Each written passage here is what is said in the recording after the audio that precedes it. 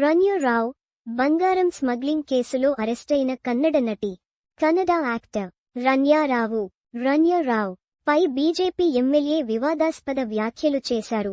ఆమె ప్రైవేటు భాగాల్లో బంగారం దాచి గోల్డ్ స్మగ్లింగ్ చేసిందంటూ హాట్ కామెంట్స్ చేశారు. అంతేకాకుండా బంగారం స్మగ్లింగ్ వ్యవహారంలో రాష్ట్ర మంత్రుల ప్రమేయం కూడా ఉందని ఆయన సంచలన ఆరోపణలు చేశారు. బీజాపూర్ సిటీ ఎమ్మెల్యే బసంగౌడ పాటిల్ యత్నాల్ మాట్లాడుతూ, ఆమె రన్యారావు తన శరీరమంతా బంగారంతో కప్పేసింది. తన ప్రైవేటు భాగాల్లో బంగారం దాచి స్మగ్లింగ్ చేసింది.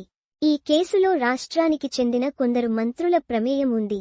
అందుకు సంబంధించిన పూర్తి సమాచారాన్ని సేకరించాను.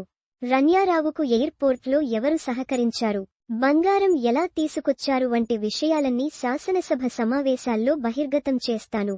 ఈ వ్యవహారంతో ప్రమేయం ఉన్న మంత్రుల బండారం కూడా బయటపెడతాను అంటూ హాట్ కామెంట్స్ చేశారు.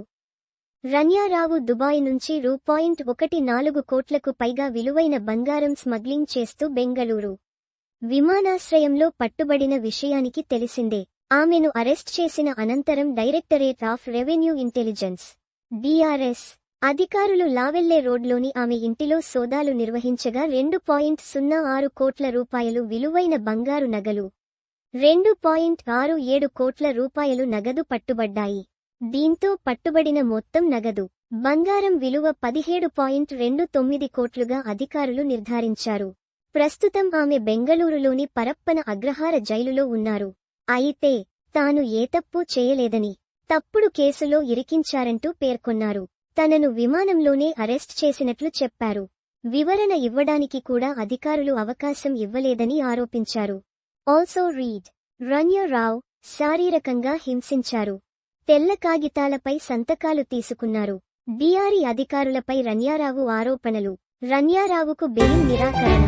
యూట్యూబ్ చూసి స్మగ్లింగ్ నేర్చుకున్న రన్యారావు వెల్లడి.